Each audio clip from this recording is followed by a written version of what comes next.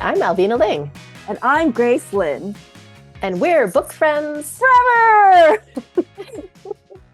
We're childhood friends Who grew up to be a children's book editor. and an author and illustrator. Yay! Welcome to Book Friends Forever. This is the Chop Suey, Aging, Hiring, Favorite Teacher, and Book Recs with Alison Morris episode.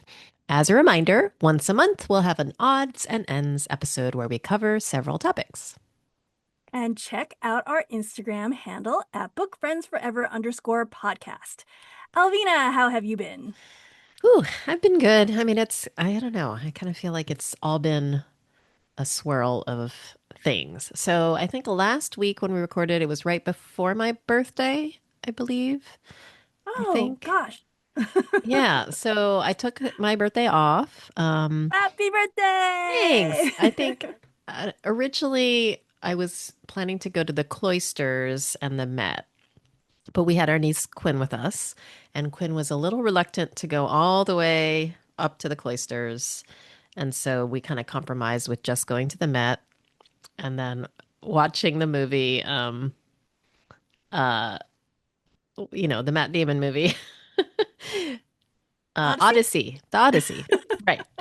So we were a little, we knew it was rated R. Quinn has seen rated R movies. She likes scary movies. I didn't actually know if this movie was going to be scary or not. We showed her trailers. She's like, yeah, I want to see it. And in hindsight, maybe it was too sophisticated for her because, because it had just come out, we hadn't really read a lot of reviews and the trailer honestly was more of a atmospheric trailer, but it was really, it was really well done. It was really loud, as I think Christopher Nolan movies are. There is a scene with a Cyclops that was scary, really scary, and unexpectedly kind of scary and violent. And during that moment, Quinn turned to me and she's like, "This is scary." And I said, "Yeah," because she likes scary, I thought, but it turned out it was too scary for her. So I think also she was a little bored because I think she just didn't understand what was going on. So Yeah, it's like maybe some that of those things weird, where you have to read the book ahead of time or yeah, it was a weird combination of boring and scary. It was just too adult for her. So we ended up leaving the movie early, but about Oh, a hour and 15 minutes in. well, it is a really long movie.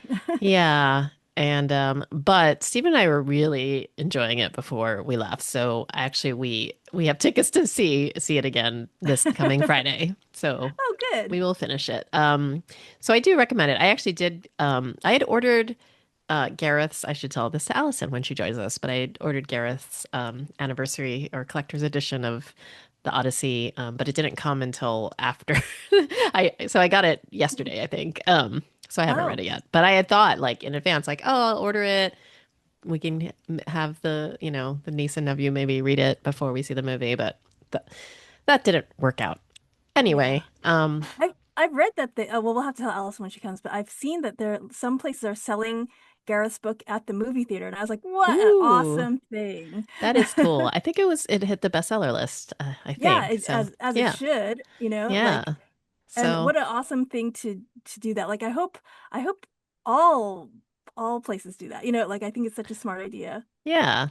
So there was that. And then yeah, this weekend just had Tracy and Kirk and their family came over. We played games, did some karaoke, and then I don't know if I mentioned this, but Quinn had decided that she was ready to go home early. Like originally, they were both staying a month, and then Balin left early, and then Quinn was going to stay, and then Quinn started getting a little homesick. Of course, after she decided she wanted to go home, she like changed her mind. But by then, we're like, no, it's time. It's been 2.5 weeks.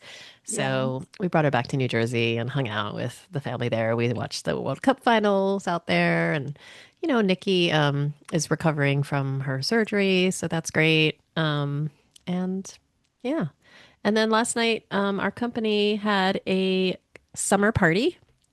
And they said, so I don't know if I mentioned this before, but Hachette Book Group has unionized. Yes, I saw that. So they had a vote to unionize, and the people voted or the union, and our CEO sent a message telling us all this a couple weeks ago and said, in the spirit of, togetherness, we're gonna have a summer party, and so we had one, and it was fun. Are you allowed to say how you feel about the union or Um, I I don't I feel fine about it. I'm not technically a member of the union as a manager, so I did not vote.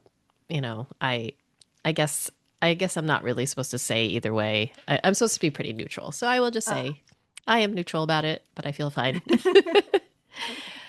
And then I started, looking for a new assistant. So I have gotten over 350 applications. So Wow. we'll talk That's a about lot to that. go through. Yeah, we'll talk about that So a does little bit Crystal have to go more. through them for you? No. Okay. Um, so yes, we'll talk about that a little bit later. But that is what has been going on with me. How about you? How have you been? Um, Good, good. I mean, gosh, I feel really busy too, but not, but when I look at what I've been doing, it's really not that busy. It's just because I'm in that writing days. Like I know I feel like I'm a broken record. I've said this for the last 3 weeks. It's just like I'm writing, so I'm like in this days and everything feels like so but in the meantime, when I'm not writing, we've been doing a lot of things. We're actually looking at bathroom fixtures because we need to get the second floor bathroom redone because there was a leak in the water, which we've been able to temper uh in the bathtub. Pipe? There's a leak, Oh, okay. and but we've temporarily fixed it, so it's fine, but it's ugly. We're like, it's time for us to to redo the whole bathroom. And I think I talked about this earlier. We had gotten one quote that was like $50,000. We're like, okay, that doesn't seem like it's gonna happen. And so, but we are we were getting another quote from someone who asked us to like go to these shops and give and choose like the tiles and the fixtures and the things that we are interested in, so it can give her more of an idea of what the price would be. And so that was really fun. We got to go look at tiles, we got to look at like fixtures, and we went to this place that had those Japanese toilets, like Oh those. yeah.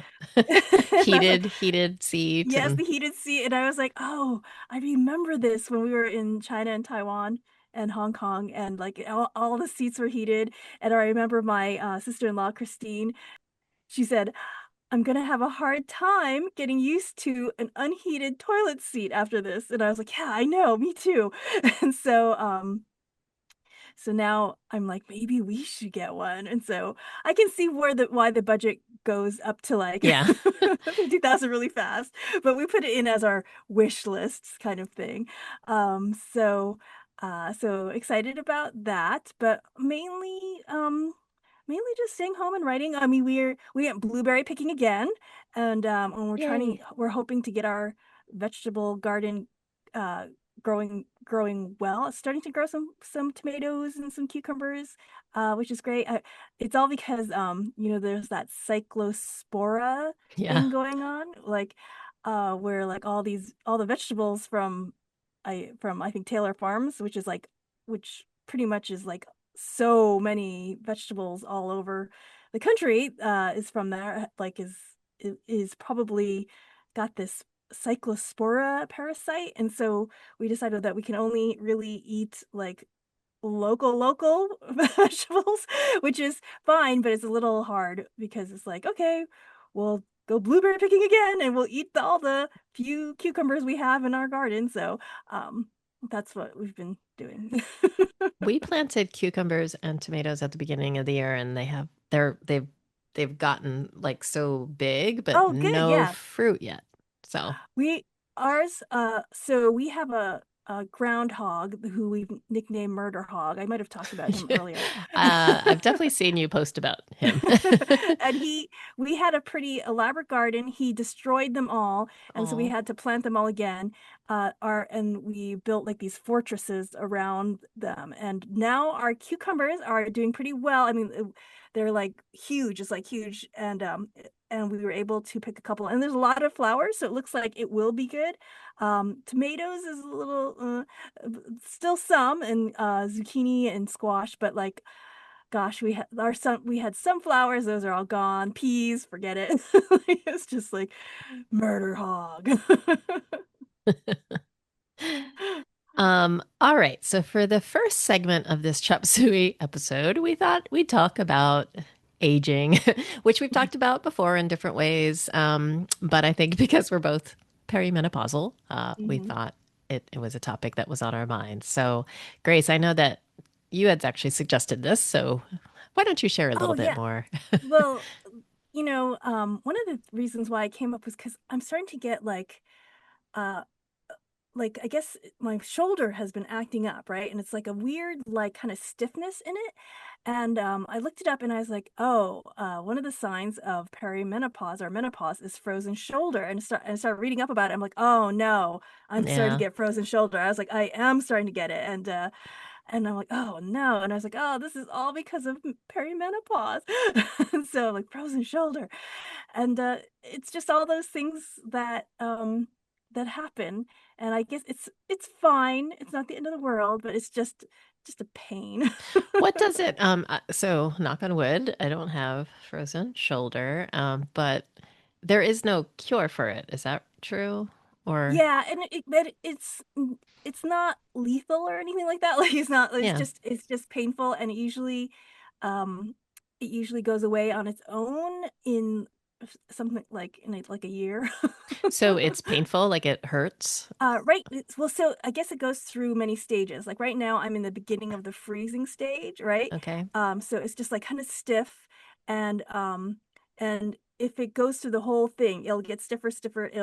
When it gets stiffer, it'll really, really hurt, Mm, and then it'll get so stiff that I'll feel like I won't be able to move it, but I'll have to yikes. but then slowly it'll get unstiff, and then it'll And unfreeze. is it possible that you won't have to go through the whole It's phase?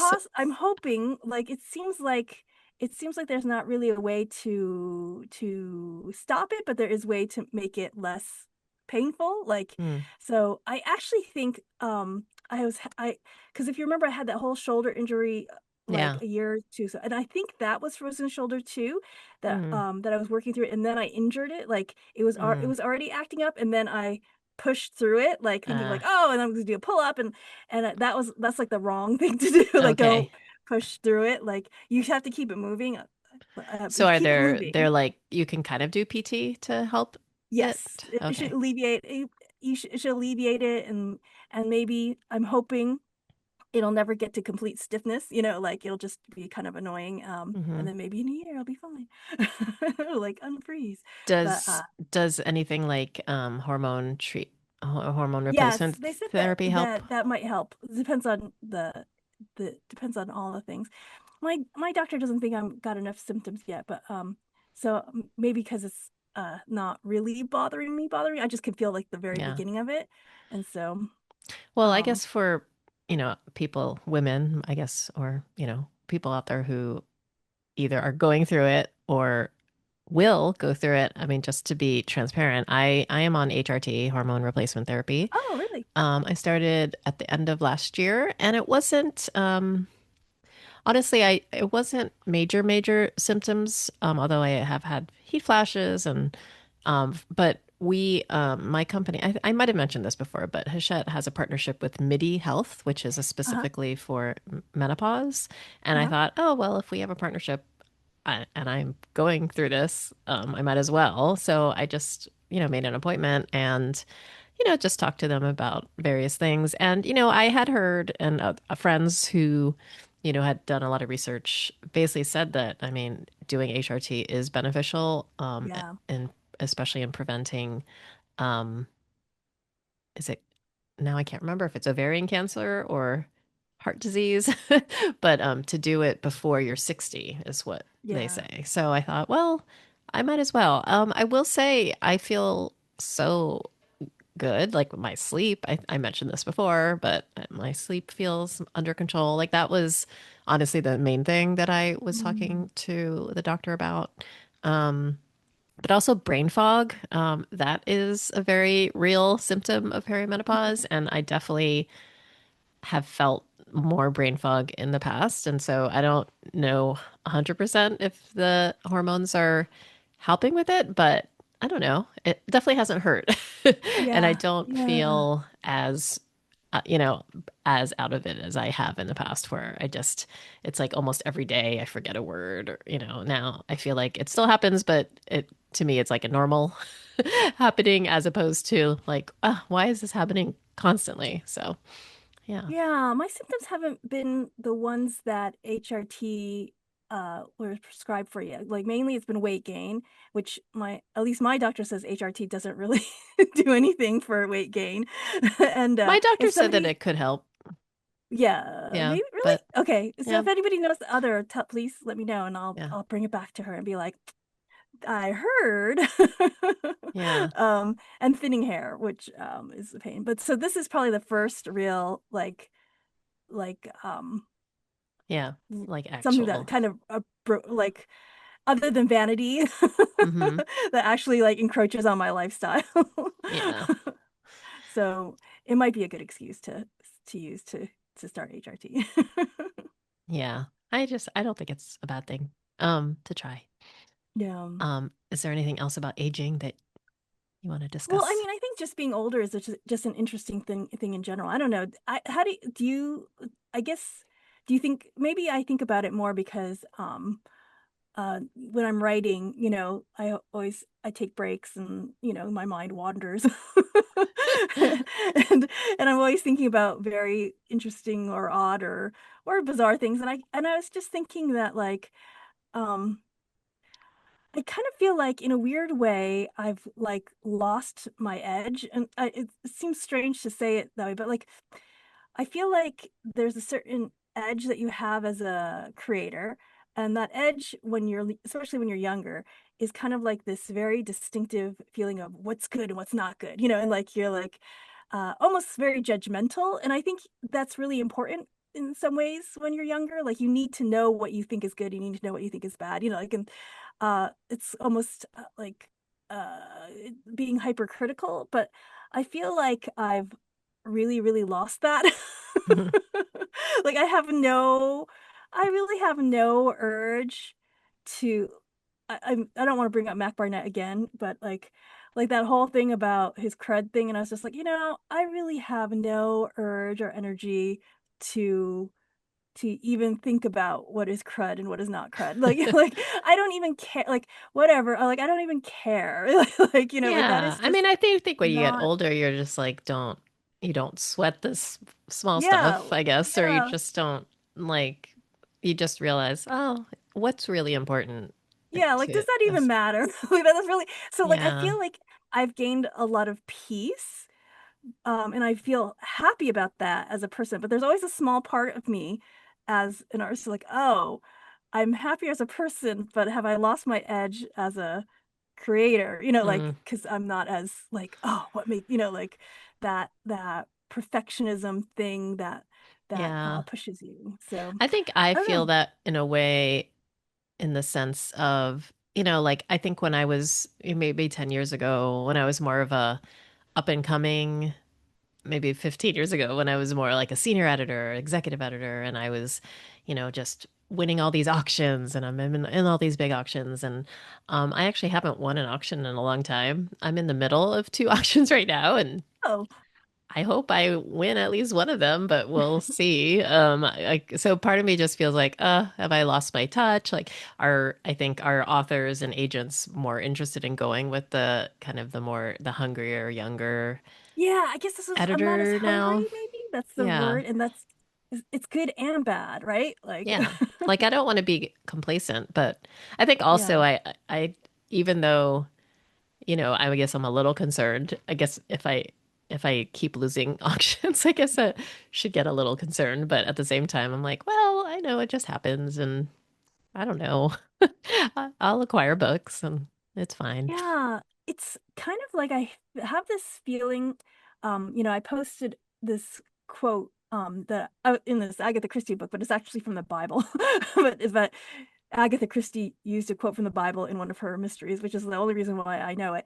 And it was something about like old men dream dreams while the young have visions.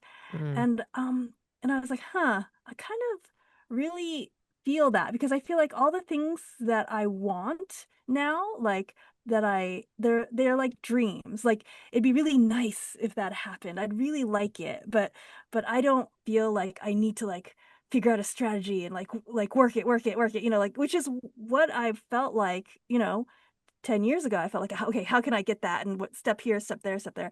But now it's just kind of like most of the things that I want are kind of out of my control. I mean, the only thing yeah. in my control is to do like the best work I can, which I was going to do anyway. But everything else is just like, well, if the universe would like to give me a gift, I would love it, but you know, Yeah. Yeah. and it's I kind of guess, weird. yeah, but I guess we have a different perspective.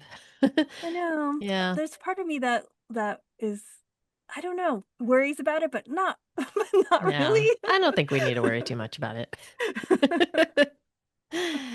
Everyone, well, it's a privilege to grow older, so we'll Yeah, just it remember is.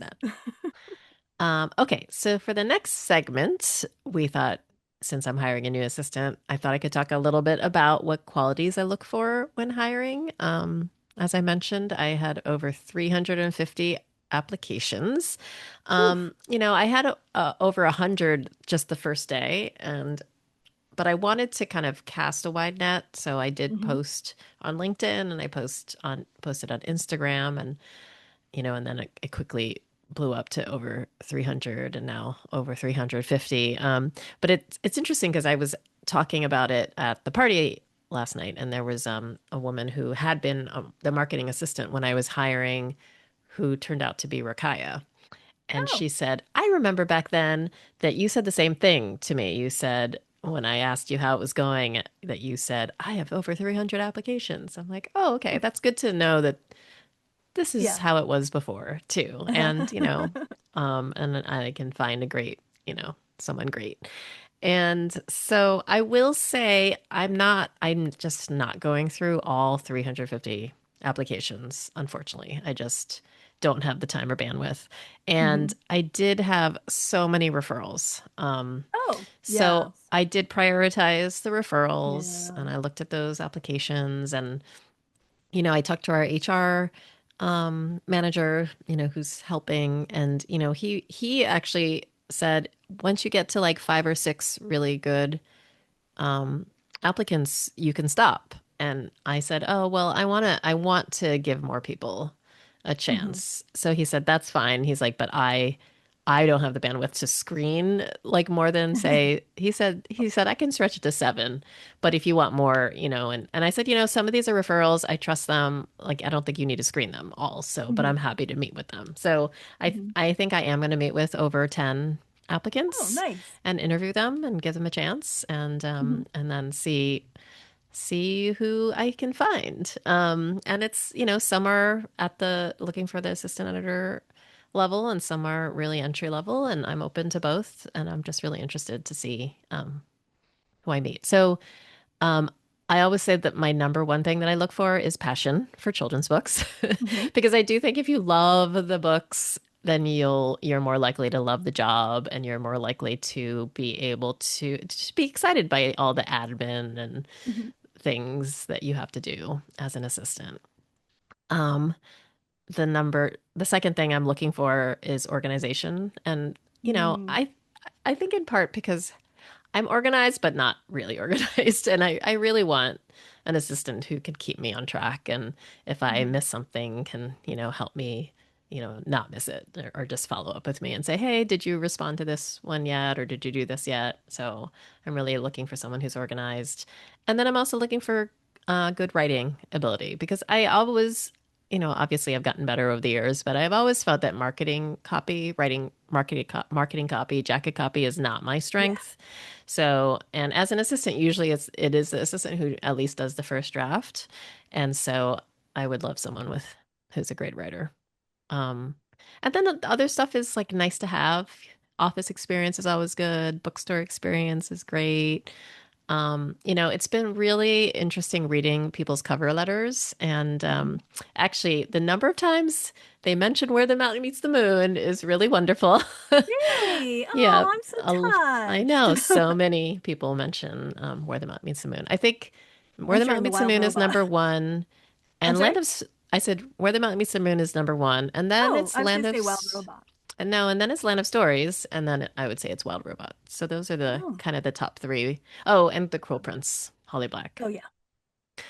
Someone mentioned The Curious Garden, which was fun. Someone mentioned Shark Oh, versus Trade, which was also fun. So, definitely it's a plus. Like if I feel like, okay, they've done their research, obviously I'm very much out there and searchable. And hmm. some people referenced listening to the podcast. So, Oh, it doesn't hurt to, I mean, it helps actually to show that you've done your yeah. research.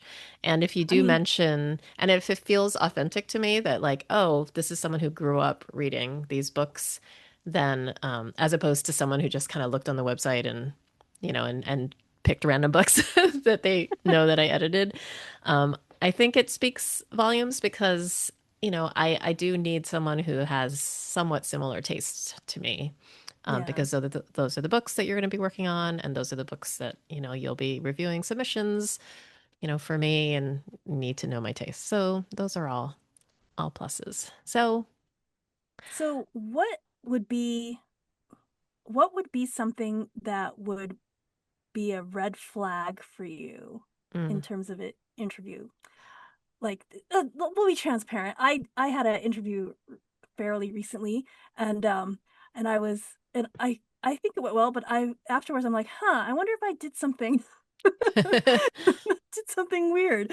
And so, what would be a red flag for you? Mm. I think so. When it comes to the interviewing, I do ask. So to try to get an idea of how organized someone else is, I always ask, how do you organize your inbox, your email inbox? How do you organize Oh, your books? And how do you organize your to-do list? oh, And I know someone entry level might not have a system, but I hmm, think how they answer is helpful because, if they have a system, that's great. And I want to hear what their system is. And to me, it says a lot that it tells me if they are organized, if they have a system. If they don't have a system, how they answer, I think is helpful, and will inform like how they're willing to organize things or how they would go about organizing certain things. Um, I think, a red flag would be if they just are like, I'm like if they tell me they're disorganized or something, like that would be a red flag. Um, I think like other, organization is not my strong yeah, suit. You'd be like, hmm. yeah. And and the other red flag to me for this particular role, I really am looking for someone who really at least believes that they want to be in publishing for their career and wants to stay, and they're really passionate about it and are interested in, being an editor, because I am ideally looking for a partner who can grow in this position and eventually be an acquiring editor for the imprint. So if they tell me that their real passion is to be a writer, for example, I think that would be a Mhm. red flag. If Mm, they, are really just unsure, like maybe they're like, no, I think I want to be, I'm just trying it out like that. yeah, I think that's fair, but I think for what I'm looking for, that's not what I'm looking for. yeah, So, yeah. that makes sense. That makes sense. Yeah. All right, but Interesting. I'll probably have more to report in upcoming weeks because I haven't Yeah, I'm started excited. interviewing yet. But I actually just sent the HR person like the list of the people that I'm interested in interviewing. That's exciting. I feel like I miss my assistant, she who left me. I was like, Oh, maybe I should hire a new one. But yeah. when I get more work.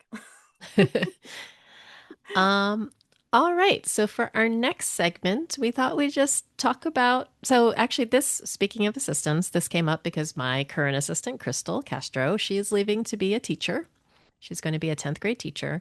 And she asked our question of the week at work. And she asked the question of, who is your favorite teacher? Why and how did they change your life? Um, so it was really interesting to hear what people's answers are. But so Grace, who are your favorite teachers? Gosh, when you ask this question, the first teacher that came to mind was my illustration teacher at RISD. His name was Fred Lynch. He actually came to my he came to my opening at the Carl Museum, and it was so lovely to see him there. And so one of the things he would do that really taught me a lot was like he would give you a illustration prompt, and then he said, "Okay, you have to do like 20 different idea sketches." And he's just like, and you have to get your first five, just get the ones that are just like the first thing that comes into your mind. And you just throw it out, throw it out, throw it out. And so the idea being like thinking further into the idea, like everybody has those those obvious ideas, right? And like to get those out and to look further than the obvious ideas. And I just love that because it really taught me about how uh, illustration and creating art is really important to think about the ideas behind it, Mhm. not just about how you draw, but what your drawings is about. So I really love that. He was just a great teacher about for things like that. And then the other teacher that came to mind was my seventh grade English teacher, Mrs. Morgan. She was the one who told me that I should enter the written and illustrated awards contest for children, Yay. which got me fourth place and basically made me decide that I wanted to be a children's book author and illustrator. So So, she really changed your life. so she changed my life. Yes. How Um, about you? for me, so sadly, I don't remember her name, but I feel like I mean, she must have been my kindergarten teacher because I thought it was kindergarten or first grade, but first grade, I was half of first grade was in Pennsylvania and the other half was in New Jersey. So, and I do remember like the graduation. So I think this must have been kindergarten. So that was a long time ago. So anyway, but she was, maybe everyone loves their kindergarten or first grade teacher, but they're just like so warm and like, kind Yeah. of the right balance of supportive and, and loving, but also, not a pushover. But I particularly remember the teacher's aide. I think she was like, learning to be a teacher. Her name was Ms. Seaman. And she like made us all gifts at the end of class. So I remember I had Aw. it for a long time. It was like a little wooden plaque with like a little, it might have been Holly Hobby or some kind of like Aw. little girl like shellacked on there. And also, and they gave us all copies of When We Were Very Young, the A. Milne, like Oh, I poetry love that. collection. Uh-huh. And I just poured over that like for a really long time. I think it was lost during one of our moves, but I just really love that. And then I loved my sixth grade teacher, Ms. Kupiak. I think she started off as Ms. Duval and then got married, and then she was Mrs. Kupiak. And again, just like, just so approachable. She also had a reading challenge where, whoever read the most books would win a $10 gift certificate for our Ooh. local bookstore. And of course, I Uh-huh. always won it by far. Like, I think most people had like 1 to 5 books, and I had This like was not in New Hartford. This was in was Little Professor in New Hartford? I think she was in sixth grade, so that was before. Well, no, because I guess I was in New because Hartford, what? Because I but have a we weren't in the distinct same we weren't in the same yeah. fifth grade. Because Do I you just remember her? remember a distinct memory of like having no bookstores in New Hartford So there was a except for the little Walden bookstore Books in called the Little mall. Professor Bookstore, but it Uh-huh. was short-lived. So I remember it opened and then I don't think it lasted very Oh, long. But I don't know if you remember that. It was in some strip mall and it was like a little, yeah. yeah. There was Walden Books in the mall, but that was it. I Yeah. remember. And that's why I remember when Barnes and Noble came, I was so happy. And that's why when people like get down on Barnes and Noble, sometimes I'm like, well, sometimes that's the only bookstores that Yeah. people can have, you I know? mean, I love Barnes and Noble.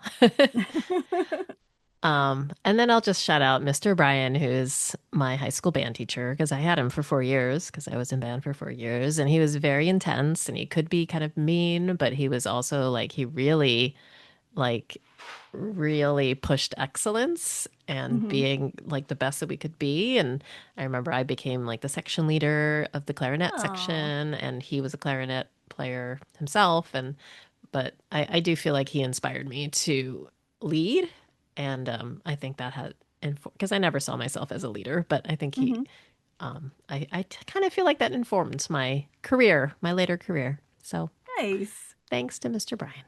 He saw you as a leader back then. Yes. So now we'll welcome, let me admit, Alison Morris Yay, to the Allison! screen. Welcome, children's literature specialist, Alison Morris. Hi, Hi. how are Um, you? Good. So when we first got on, I talked about the Odyssey, and I ordered Gareth's anniversary or collector's edition of the Yeah, Odyssey. That actually I just got it 2 days ago, so I'm very excited. I It great. saw it looks on the really beautiful. bestseller list. Congratulations! Yay! Yes. I will pass that along to Gareth. Yeah, it's been a very Odyssey filled week at our household. Yes. Um, Yay! I saw that. and Did you yeah, both watch it? I saw that he posted a video of him yes, going. I assume you yes, were taking the video, but yes, indeed I was. We were both there. I forgot to bring Flat Odysseus up. Oh wait, I do have him here. We went and we brought our new friend Flat Odysseus, who will be. He is I like a how he looks ready for battle. we say an ancestor of Flat Stanley. Would that make sense? yes, it's fun. He came with us to the screening. And yeah, we both really enjoyed it. I'm like cautious about spoilers, but it is I this. Sorry, go ahead. What were you going to say, Alvina?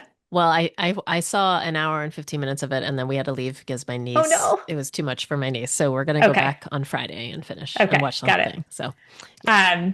Yeah, I enjoyed it. It is definitely my recommendation to anyone out there who sees it is to read another version of the Odyssey, like read, one of the direct translations or read Greer's graphic novel or anything else that's just a more faithful version of the story, because I think it becomes even more interesting and you have a better grasp of what were Christopher Nolan's choices. Mm, Um, my thesis is that it is arguably the Odyssey, and yet that is not Odysseus. And mm, so the question I have at the end of it is, to what extent can you change the main character and still claim it's the same story? Um, interesting. and I don't think that story has an answer. I think Yeah. it's just an interesting question. Hmm. Um, uh, but I think what Nolan did with it is very interesting. I think it's a really intriguing adaptation, and I think it's very moving. Um, and yeah, Yeah. that's what I have to Do say. you Definitely recommend recommend it. that people read another version before the movie or after or either?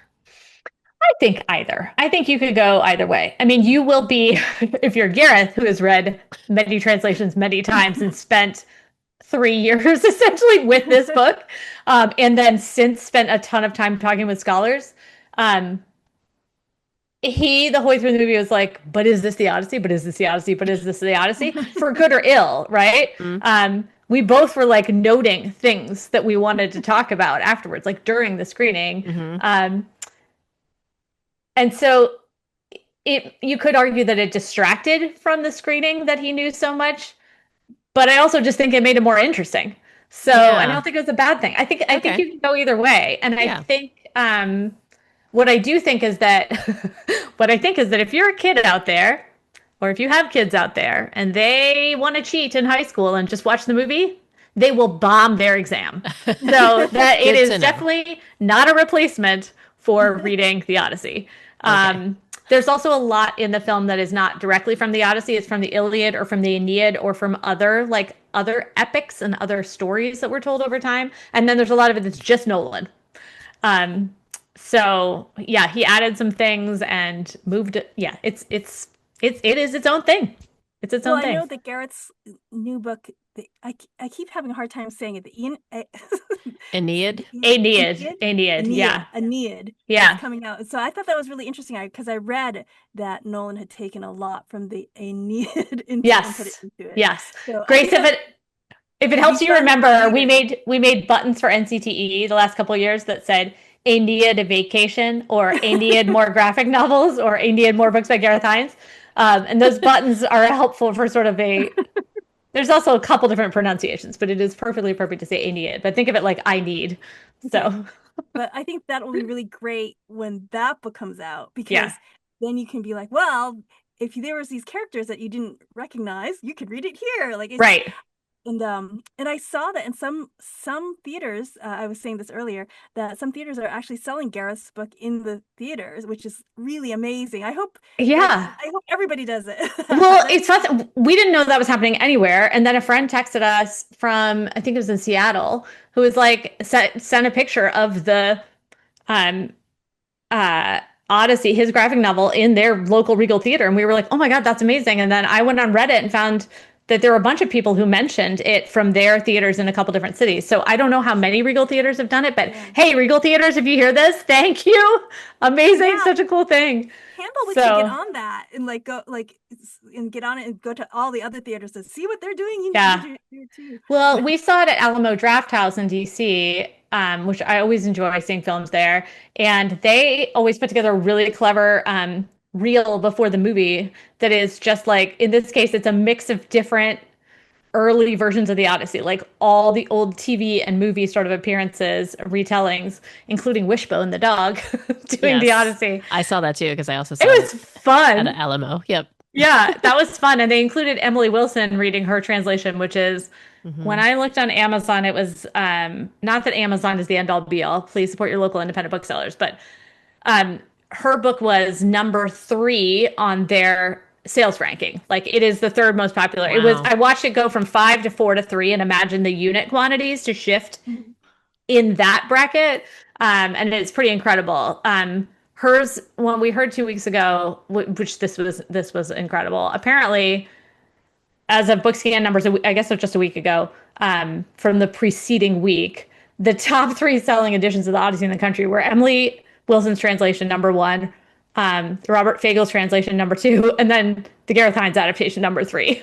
So that was surprising and a great discovery. I think it also probably just reflects the range of ages and just the popularity of graphic novels right now. That being said, on the Amazon sales ranking, Gareth's at like 170 right now, I think. Wow. Which is still incredible. Yes. Incredible.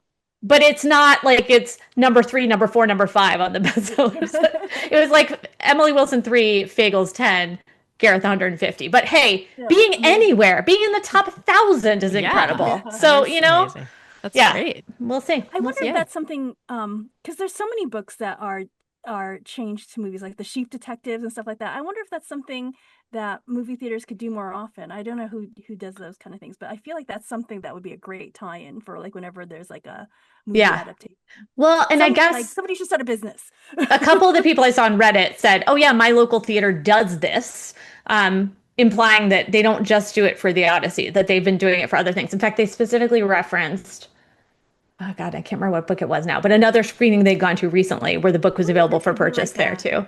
You know how it's like Scholastic Book Fair for schools? I wonder if it could be like a book fair for movie theaters. Yeah, like that'd be fun. Specialty is like to do that. Totally. And it's just another way to get people into the theater too.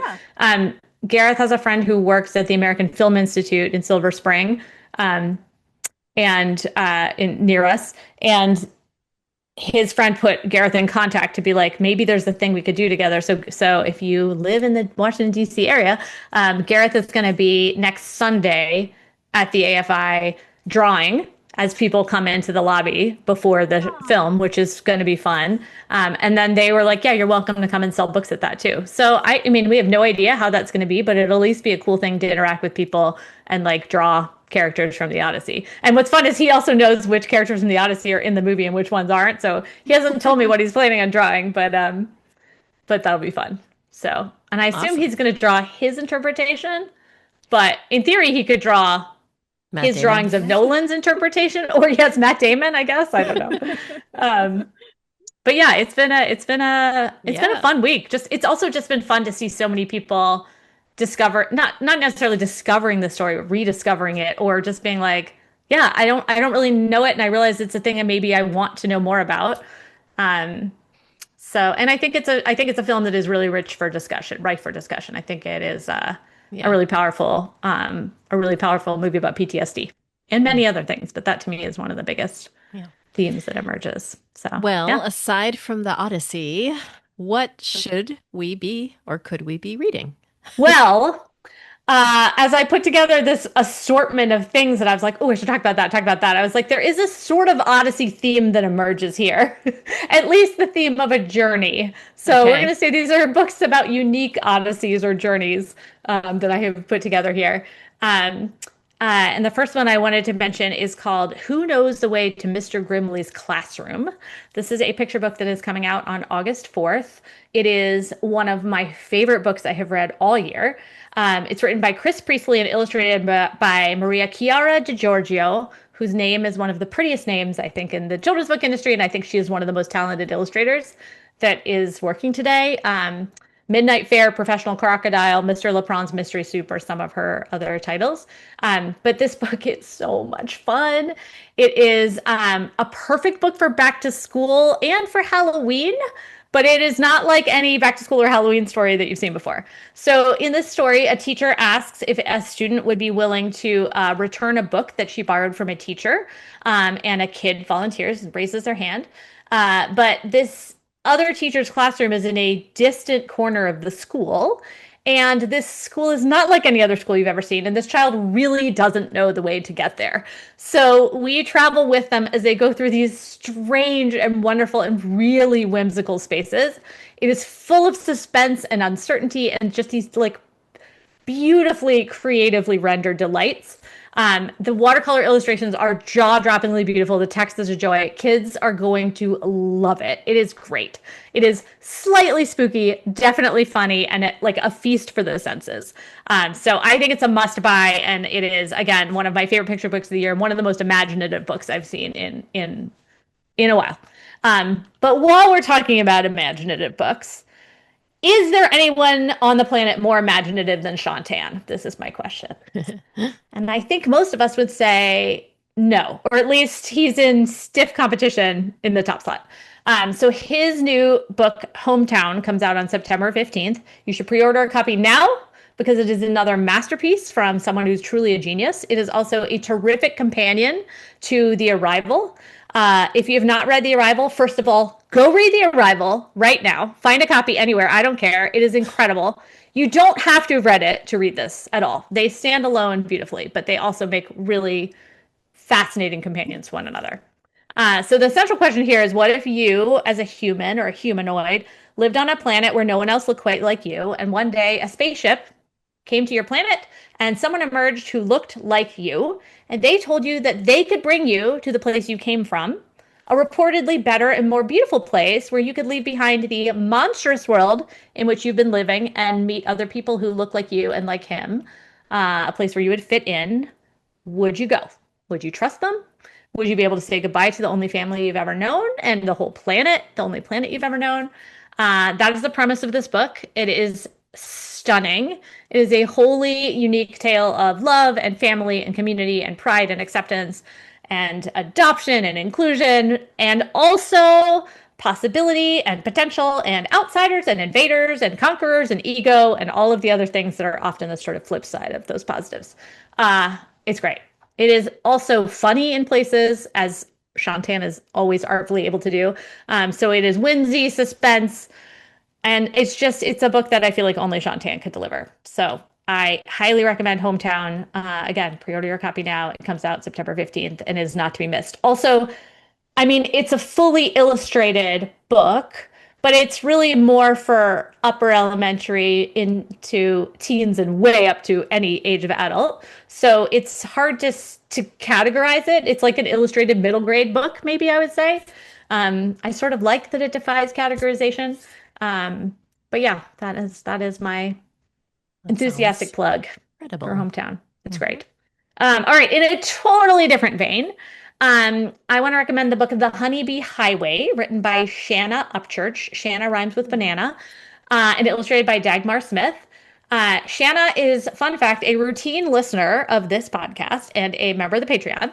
And she told me that when she pitches this book to adults, she offers to send them a sample of organic, unfiltered honey from her backyard apiary if they don't learn anything new about our commercial food systems and or commercial beekeeping from the book. And it is a very safe wager because there's a lot to learn from this book. I certainly learned things. So Shanna, thank you but you get to keep your honey because I learned things.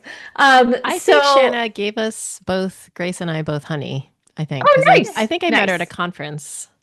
Nice. Yes. Maybe I Does used- is I she think live in We have not met in Texas? person. We have only exchanged messages on Instagram, Yeah, but I think she might be believe that's in right. Texas. Yes. Yes. I hope I get to meet Shanna in person someday. Mm-hmm. Shanna, hi, waving to you out there. But yeah, this is a book. The main character in this book is named Joey, a girl named Joey, and she is helping her uncle transport 408 honeybee hives on the back of a flatbed truck as they ride with their driver, Jose, all the way from Florida to California. And as readers, we get to go along for this really unique trip. And along the way, Joey explains the things they have to do to keep the bees safe and healthy and content at each stage of the journey, including running quickly every time they make a daytime bathroom stop, because when the truck is stopped and the sun is shining, the bees will start to fly and they might not get back in their boxes before the truck takes off again. And we also learn, of course, why they're making this journey, why it is we need to move bees around the country, and why pollinators are so important to our ecology. And at the end, we get to see them pollinate the almond trees of California before their hives are then brought back to Florida. And Joey explains also that they will then travel on to Maine and New Jersey for blueberries and to Massachusetts for cranberries, which is, I mean, an epic trip. Quite an odyssey for these bees. The back matter is great. It talks about the value of commercial beekeeping and the importance of supporting local native pollinators, and gives lists of numerous suggestions for things that we can all do in that vein. I think it's a terrific addition to the wide array of honeybee books that exist in the world and that are used in classrooms. And I think it will encourage a lot of educators to add commercial bees also to their topics of discussion for their existing honeybee and pollinator curricula. So yeah, I learned things from it, and I think everyone will. And yeah, that is an unusual odyssey to recommend this week called The Honeybee Highway.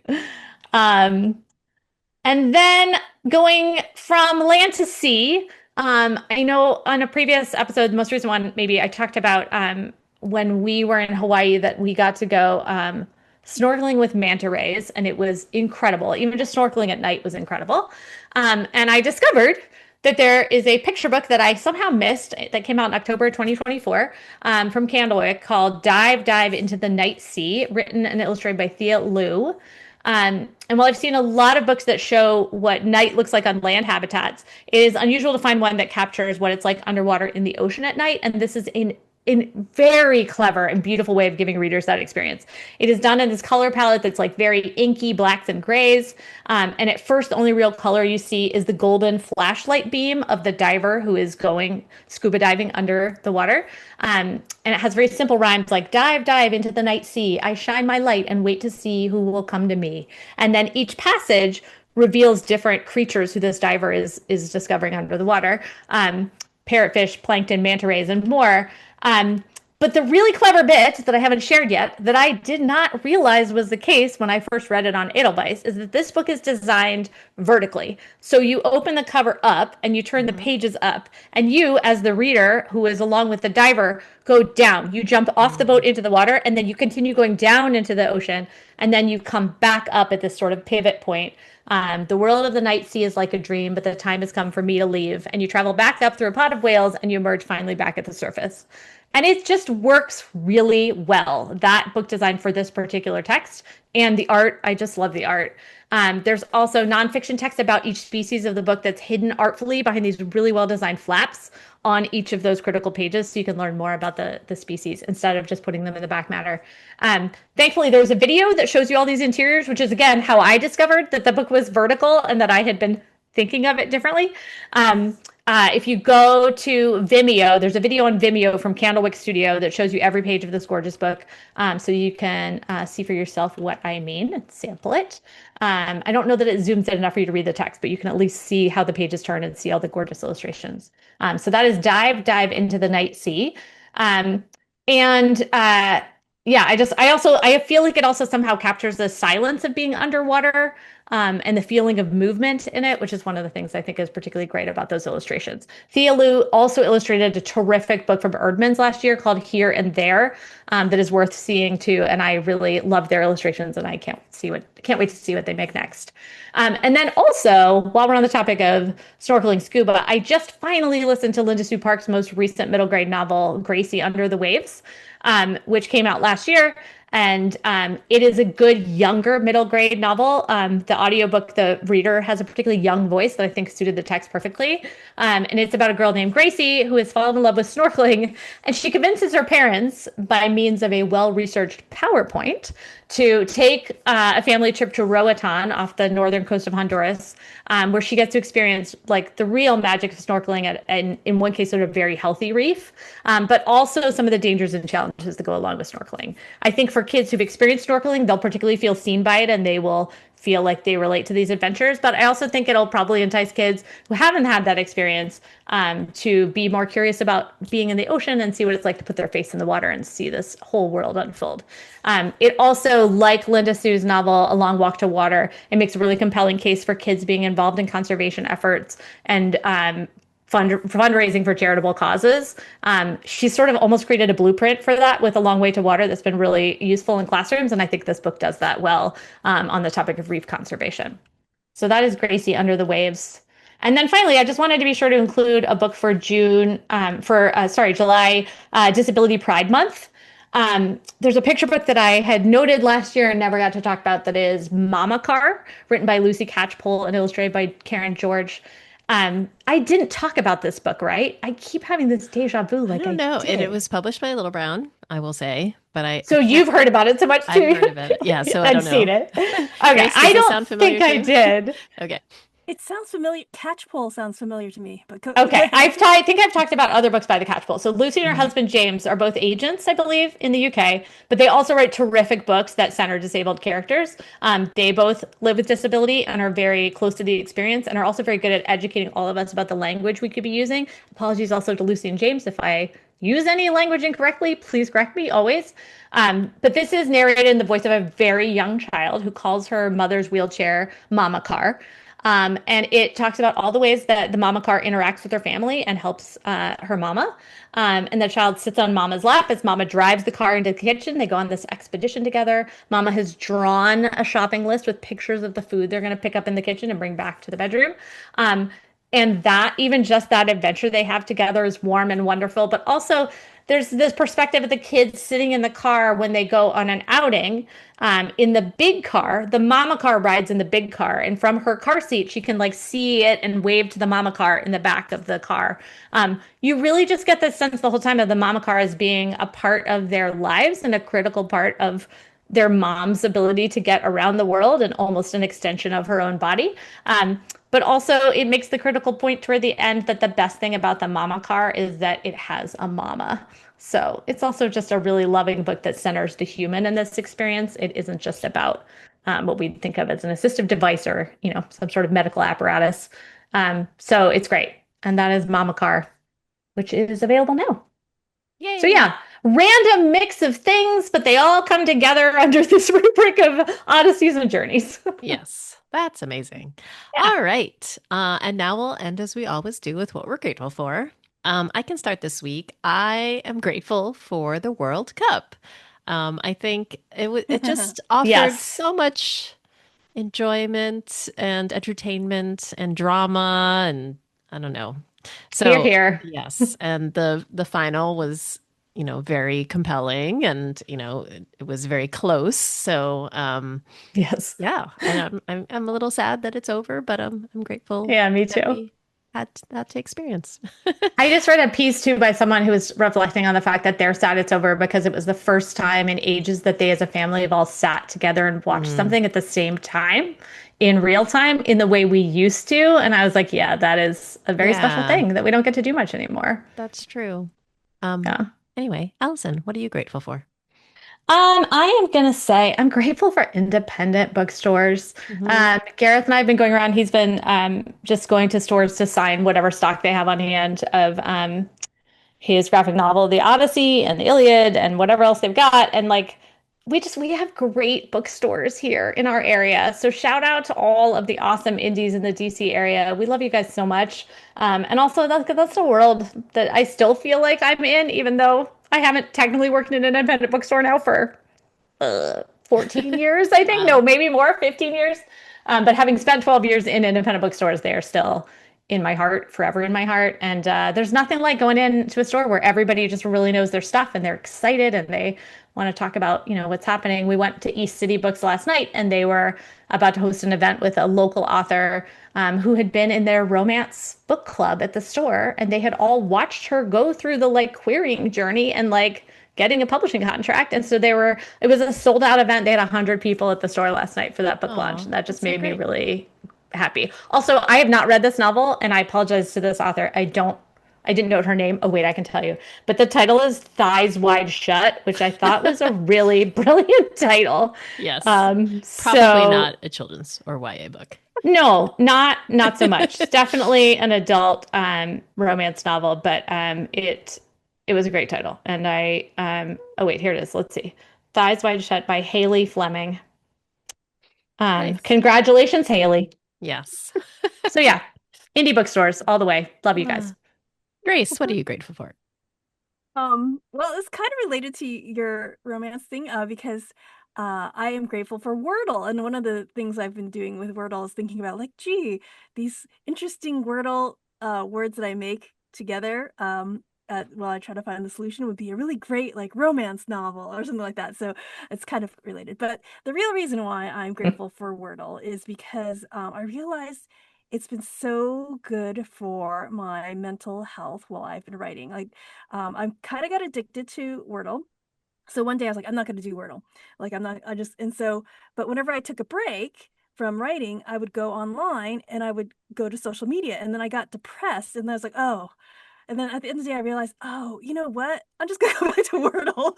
Yeah, so instead of going to social media, I do Wordle and connections and I feel really happy, So I'm grateful for that. And I'm just going to give in to my addiction. Yeah. That seems like a safe addiction. Of all the addictions you can have, Grace, that's I think a good one. I agree.